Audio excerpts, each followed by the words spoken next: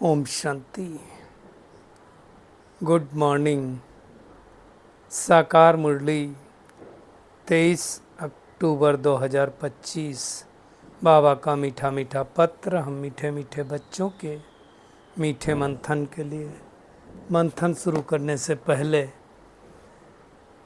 सतगुरु बाप दादा की शांति भरी किरणों के नीचे बैठ जाते हैं और अनुभव करते हैं कि मैं शांत स्वरूप आत्मा हूँ, शांति के सागर की संतान हूँ।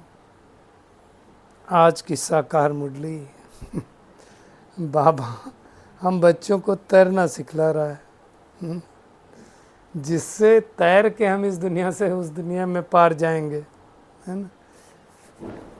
तैरने के ऊपर बहुत सारी मुरलियाँ भी बाबा ने चलाई और बहुत सारा कुछ कहा जा सकता है। तैरने को लेकर के बहुत कुछ बातें होती हैं, क्योंकि जीवन को नैया कहा जाता है। नैया है तो नैया पार कैसे जाएगी, तो पानी के ऊपर ही जाएगी। और भगवान को खिवैया भी कहा जाता है, तो इससे बहुत जुड़े शब्द हैं, इसकी हम गहराई में जाएंगे। अब जो भगवान के इस समय मददगार बनते हैं उन्हें फ़ायदा क्या क्या होता है, आज बाबा ने कहा। तो इसमें कई बातें बाबा ने कहा है। अब देखो, बाबा इतना निरहंकारी, बाबा क्या कहता है, बच्चे तुम मेरे मददगार नहीं होते तो हम स्वर्ग की स्थापना कैसे करते। अब ऐसा निरहंकारी बाबा कहाँ मिले। भगवान स्वर्ग की स्थापना नहीं कर सकता हमारे बगैर, ऐसा नहीं है। लेकिन भगवान हम लोगों का मान बढ़ाने के लिए, हम लोगों को आगे करने के लिए ये सब बातें कहता है। समझ और बेसमझ की भी बात आई है ना। जैसे कोई बहुत बड़ा इम्तहान पास करता है, तो पहले ज़माने में ICS बहुत होता था, भी उसके एवज में तो सिविल सर्विसेज, IAS IPS बहुत कुछ आ गया। इंडियन कॉन्टिनेंट सर्विस बोलते थे इसको। तो अभी है ना, तो बड़ा इम्तहान पास करता है तो बड़ा नाम होता है। भगवान कहता है तुम सोचो तुम कितना बड़ा इम्तहान पास करते हो, छोटा मोटा इम्तहान नहीं। सत्युग की बादशाही प्राप्त करना कोई छोटा इम्तहान है। तो उसके बारे में भी बाबा ने कहा हुआ है। इसको बाबा ने आज खेल भी कहा है। ये खेल है, कैसा बना हुआ है, आस्तिक और नास्तिक का भी खेल। आज भगवान ने दुनिया के बिलीफ सिस्टम को, जो गुरुओं का बिलीफ सिस्टम है कि गुरु बगैर पैर छुआए नहीं रहते हैं, है ना। वो पैर छुएंगे तभी उनको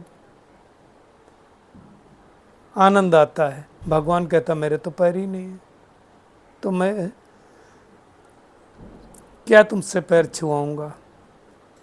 आज बाबा ने दो मुरीद बताए, दो पार्टी हैं, एक है माया के मुरीद है और दूसरे हैं ईश्वर के मुरीद। तो माया के मुरीद किसको कहेंगे, ईश्वर के मुरीद किसको कहेंगे, इसको भी हम थोड़ा गहराई से देखने वाले हैं। बाबा भी कहाँ कहाँ से शब्द लेकर के आता है। एक्चुअली देखा जाए तो मूल जो दिक्कत है वो है देह अभिमान। आज बाबा ने एक मुसलमान भाई को भी याद किया जो बाबा के पास आता होगा और वो चला जाता था ध्यान में, है ना। डांस का पार्ट शायद उसका भी होगा, तो उसको भी बाबा ने याद किया है कि कैसे ध्यान में जाता था और फिर कहता था अल्लाह मुझे जो है सत्युगी बगीचे का फूल देख रहा है। तो खुदा का बगीचा दिखाता था, तो उसके बारे में बाबा ने कहा है। और राजाई गरीबों को ही मिलती है, क्योंकि साहूकारों को तो अपना लफड़े रहते हैं। हर संकल्प, समय, वृत्ति और कर्म द्वारा हम निरंतर सेवा कर सकते हैं। तो कैसे करेंगे उसको भी हम देखेंगे। अपनी रूहानी पर्सनालिटी को स्मृति में रखेंगे तो माया जीत बन जाएंगे। और वाणी की प्रैक्टिस करते करते वाणी के हम सब शक्तिशाली हो गए, तो ऐसे शांति की शक्ति के अभ्यासी बनेंगे तो उसके भी शक्तिशाली हो जाएंगे। हम शुरुआत करेंगे, जो पहला शब्द बाबा ने यूज किया, तैरना, जिसको अंग्रेजी में कहते हैं स्विमिंग। अब स्विमिंग भी आर्ट है। जिसको स्विमिंग आती है, आप देखो तैराकी का बहुत बड़ा कंपटीशन होता है और उस कंपटीशन में बहुत सारे लोग गोल्ड मेडल भी जीतते हैं। आप देखो वो ओलंपिक में भी विमेंस स्विमिंग का बहुत बड़ा पार्ट होता है, और स्विमिंग जानने वालों की भी बड़ी वैल्यू होती है। अब आप देखो कोई नदी वदी में अगर आप पार करना हो और स्विमिंग नहीं आती है तो बड़ा मुश्किल होता है। तो स्विमिंग भी एक आर्ट है, सीखनी पड़ती है। बाबा कहता है ये जीवन एक नैया है, इस जीवन नैया को पार लगाना है। तो पार लगाना मतलब इस दुनिया से उस दुनिया में जाना। अभी हम पुरानी दुनिया में, फिर नई दुनिया में जाएंगे। तो नई दुनिया लेकर के कौन जाएगा? भगवान लेकर के जाएगा। लेकिन भगवान लेके कैसे जाएगा? तो आज बाबा कह रहा है उसके लिए तुम्हें तैरना आना चाहिए। तैरना नहीं आएगा तो तुम कैसे नई दुनिया में जाओगे? तो तैरना वो भगवान सिखला रहा है। अब तैरना दुनिया में तो हम सबको पता है वो तैरना क्या होता है। वैसे दुनिया में इसके ऊपर स्टोरी है कि एक व्यक्ति जो है फॉरेन से आया, तो वो नदी पार कर रहा था और जो नाविक था उसको पार करा रहा था। तो उसने कहा, पूछा, फॉरेनर जो था उसने, जो नाव चला रहा था उसको बोला तुमको इंग्लिश आती? बोला नहीं। तो बोला तुम्हारी ये ज़िंदगी बेकार है। तुम पढ़े लिखे हो? बोला नहीं। बोला तुम्हारी ये ज़िंदगी बेकार है। उसको दुनिया भर का बताता रहा, तुम ये जानते हो, साइंस जानते हो, ये जानते हो, ये जानते हो, तुमको खेलना आता है, तुमको कूदना आता है, तुमको क्या क्या आता है, बहुत सारी चीज़ें बताई। और सब में उसका जवाब था मुझे नहीं आता है। तुम्हें क्या आता है? तो बोला तुम्हें स्विमिंग आती है। अब बारी थी जो नाविक था उसकी।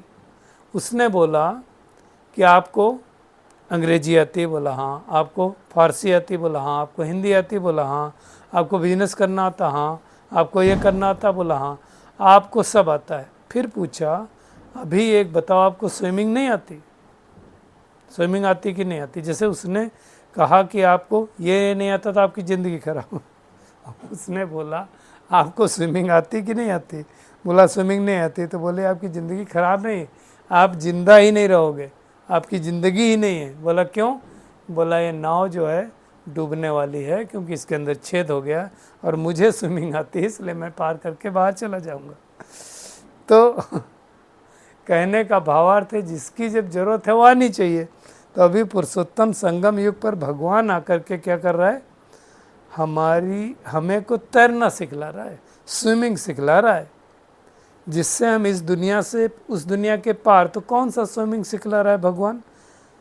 आत्मा समझने की, स्वयं को आत्म भाव में स्थित होने की स्विमिंग सिखला रहा है, तैरना सिखला रहा है। कैसे इस कलयुगी दुनिया में रह करके अच्छी सोच क्रिएट करने का, ऐसे अच्छे संकल्प क्रिएट करने की तैराकी सिखला रहा है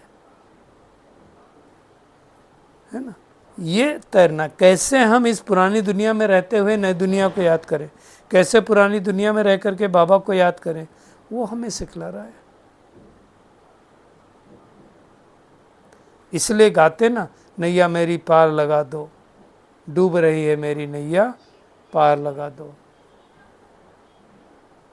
नाव पुरानी साथी जरा संभल के चलो। तो नाव हमारी पुरानी हो गई है ना। नामी ग्रामी होते हैं वो तैरना सीखते हैं, है ना। आप देखो हर जगह, हम लोगों के यहाँ तो हर जगह टाउनशिप में स्विमिंग पूल है, तो सब सीखते हैं। बाबा कहते हैं अभी तुम्हारा तैरना देखो कैसे है, एकदम नीचे से ऊपर चले जाते हो। ऐसा बाबा तैरना हमें सिखलाता है कि हम तैर करके सूक्ष्मतन में जाते हैं, फिर परमधाम में जाते हैं, फिर नई सत्य की दुनिया में चले जाते हैं। तो ये बड़ी बात है। कितने माइल से बाबा कहता ऊपर गए, है ना। आत्मा तो परमधाम चली जाती है, तो कितना अब ऐसी जगह जाती है जहाँ सूरज नहीं है, चंद्रमा नहीं। हमारा घर है उसको तो कोई जानता नहीं है। भक्ति मार्ग में कोशिश भले करते हैं भगवान से मिलने की, परंतु मिल नहीं सकते। वो भगवान कौन है उनको पता ही नहीं है। तो ये सारी बातें भगवान ही हमें समझा रहा है। मुक्ति धाम का भी किसी को पता नहीं।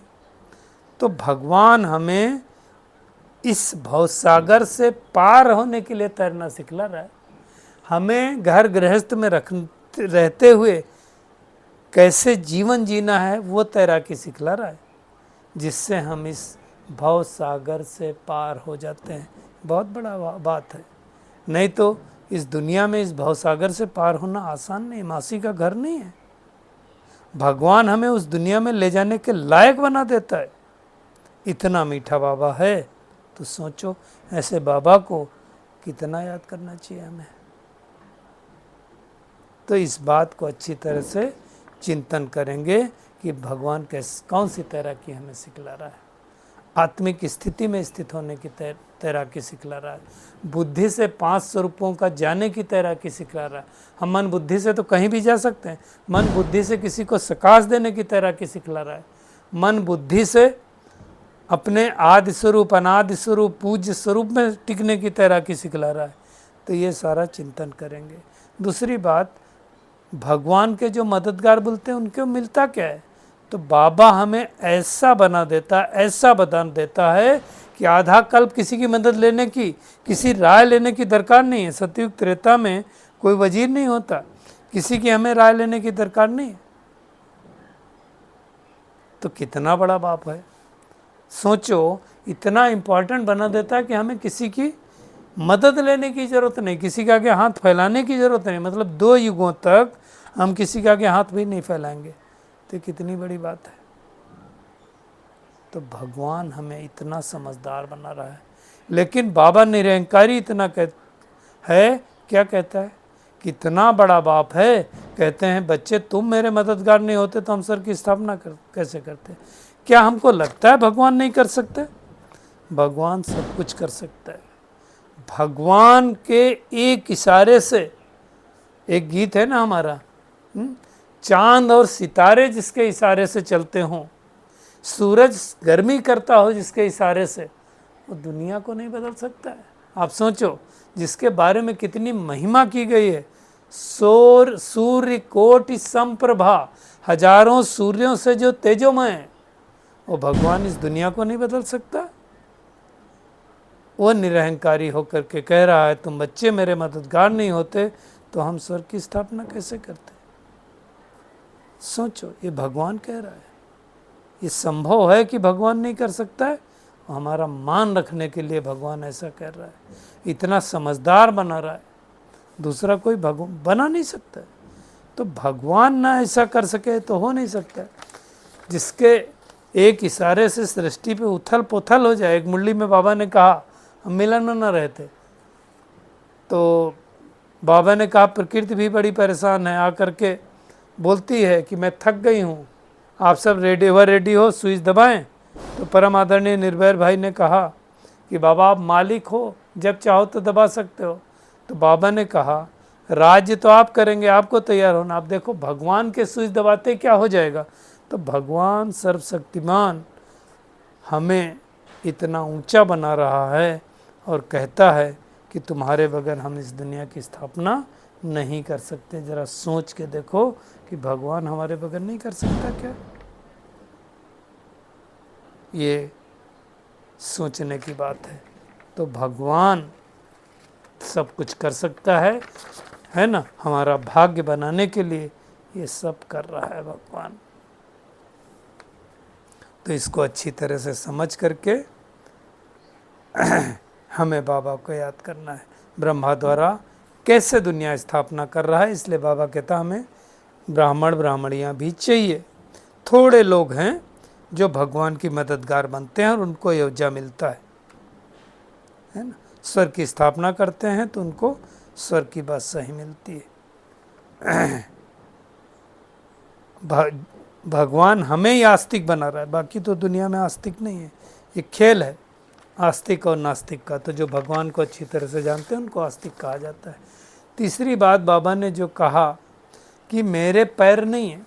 दुनिया में तो जितने गुरु हैं उन्हों के फॉलोअर्स होते हैं, यहाँ कोई फॉलोअर्स नहीं होते हैं, यहाँ बाप और बच्चे होते हैं। और बाबा कहता है कि वो गुरु लोग तो कितना पैर छुलाते हैं और हमको तो चरण ही नहीं है, तो मैं अपने कैसे पैर पुजवाऊँ? मैं तो तुमको विश्व का मालिक बनाता हूँ। जो बाप की प्रॉपर्टी के मालिक बनते हैं उनसे मैं पैर कैसे छुआऊँ? ऐसा बाबा कहता है। तो भगवान पैर पड़ने से भी छुड़ा देते हैं। तो कितना निरंकारी बाबा, कितना अच्छा बाबा है। आज बाबा ने चौथी बात कही है कि दो पार्टी हैं, एक है माया के मुरीद, एक है ईश्वर के मुरीद। हम किसके मुरीद हैं, हमें चेक करना। माया के मुरीद मतलब माया क्या है?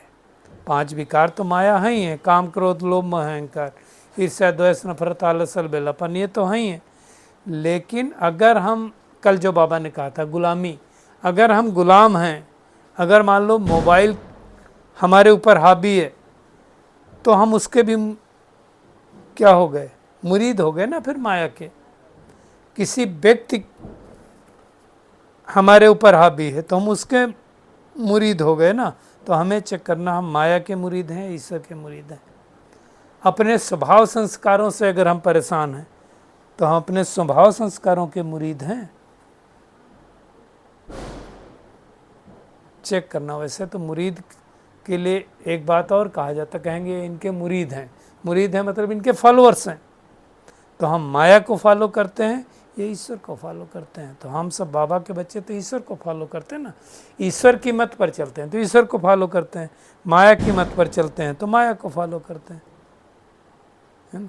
और अगर ईश्वर की मत पर चलते हैं तो बाबा ने कहा फिर माया से हार कैसे खा सकते हो, हार नहीं खाना ना। तो हमें चेक करना है कि हम माया से हार तो नहीं खाते हैं, माया पर जीत पहनते हैं। इसलिए गाया गया है माया से हारे हार, माया से जीते जीत। तो माया से जीते जीत करके हमें जगत जीत बनना है। इसीलिए कहा जाता है सुख और दुख हार और जीत का खेल है। अगर हार गए तो फिर हार ही जाएंगे। इसलिए कहते हैं मान लो तो हार है और ठान लो तो जीत है। इसलिए हमें डरना नहीं है, हारना नहीं है। भगवान आकर के हमें जो रावण राज से हम हार खाए थे उस पर जीत पहना रहा है, वर्थ पाउंड बना रहा है पेनी से।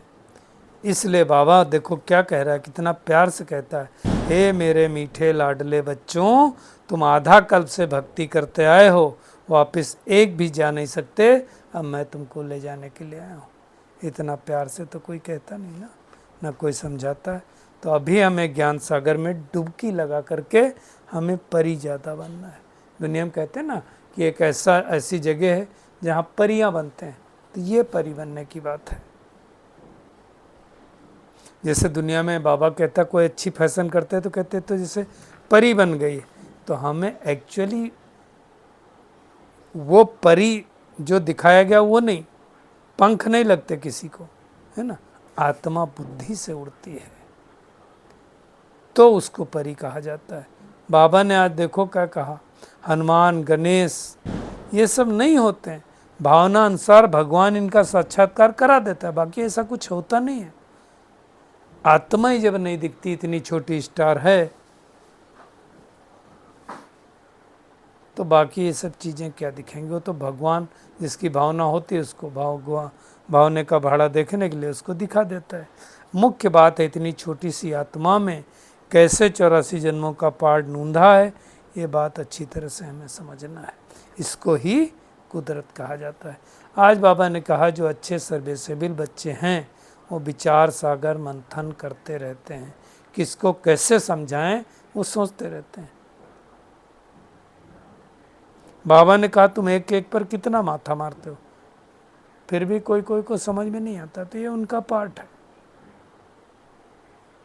है ना। कोई को 7 रोज में ही समझ में आ जाता है, कोई झटको होते हैं तुरंत समझ में आ जाता है। ज्ञान तो इजी है, ज्ञान कोई मुश्किल नहीं है। मेहनत तो योग में है, तो उसके हमें मेहनत करनी है। भगवान ही आकर के गार्डन ऑफ अल्लाह कहते हैं ना, यानी वो भगवान हमें कांटों से फूल बनने की युक्ति बता रहा है। जो बाबा ने कहा मुसलमान को याद किया, खुदा का बगीचा कहते हैं ना, स्वर्ग को हेवन, पैराडाइज, गार्डन ऑफ अल्लाह, खुदा का बगीचा, कुछ भी नाम दो वहाँ। अब मैं ये सोच रहा था कि जो खुदा बोलते हैं मुस्लिम भाई बहनें जो कन्वर्ट हो गए वो तो आएंगे वापस, तो जाएंगे, बाकी तो जाएंगे नहीं। फिर भी वो लोग याद करते हैं बहिश्त को। तो स्वर्ग मतलब कुछ लोग होंगे जिन्होंने देखा होगा, बाकी सब तो जाएंगे नहीं। आज बाबा कह रहा है कि जैसे दुनिया में बड़े आदमी होते नीचे साइन करते ना, मैं आपका ओबीडियंट सर्वेंट, ऐसे बाबा कहता मैं तुम्हारा ओबीडियंट सर्वेंट हूँ। इतना बड़ा भगवान और कहता मैं तुम्हारा ओबीडियंट सर्वेंट हूँ। उस टाइम तो 3 पैर पृथ्वी के नहीं मिलते थे, अभी तो खैर समय अंत का आ गया है तो बहुत कुछ मिल रहा है। बैच को भी बाबा ने याद किया और ट्रांसलाइट के चित्र को भी याद किया। बैच लगा होना चाहिए, ट्रांसलाइट चित्र भी होना चाहिए। आज के वरदान पे आते हैं। हर संकल्प, समय, वृत्ति और कर्म द्वारा सेवा करने वाले निरंतर सेवाधारी भव। बाबा कहते हैं जैसे बाप अति प्यारा लगता है, बाप के बिना जीवन नहीं है। परमात्मा इस संगम युग पर जिसने पहचान लिया, उसको उसके बगैर जीवन नहीं लगती है। ऐसे ही सेवा के बिना जीवन नहीं है। निरंतर योगी के साथ साथ निरंतर सेवाधारी बनो। सोते हुए भी सेवा। आज बाबा देखो क्या याद दिला रहा है, सोते समय यदि आपको कोई देखे तो क्या लगे, फरिश्ता सो रहा है, आपके चेहरे से शांति आनंद के वाइब्रेशन अनुभव करे। अब ये कैमरा लगा के सो तो पता चलेगा, दूसरा बता सकता है। हर कर्मेंद्रिय द्वारा बाप की याद की स्मृति दिलाने की सेवा करते रहो। अपनी पावरफुल वृत्ति द्वारा वाइब्रेशन फैलाते रहो। कर्म द्वारा कर्मयोगी भाव का वरदान देते रहो। हर कदम में पद्मों की कमाई जमा करते रहो। तब कहेंगे निरंतर सेवाधारी अर्थात सर्वेसेबल। तो चेक करें मेरे हर कदम में पदम हैं, वो जब मैं करूँगा तब होंगे, नहीं तो ऐसे थोड़ी हर कदम में पदम आएंगे। तो चेक करना है कि मैं निरंतर सेवाधारी हूँ कि नहीं हूँ। और अपनी रूहानी पर्सनालिटी को स्मृति में रखेंगे तो हम मायाजीत बन जाएंगे, है ना। अब व्यक्ति सारे में बाबा ने कहा जैसे वाणी की प्रैक्टिस करते करते क्या, वाणी के तो शक्तिशाली वाइब्रेशन हो गए, वाणी शक्तिशाली हो गई।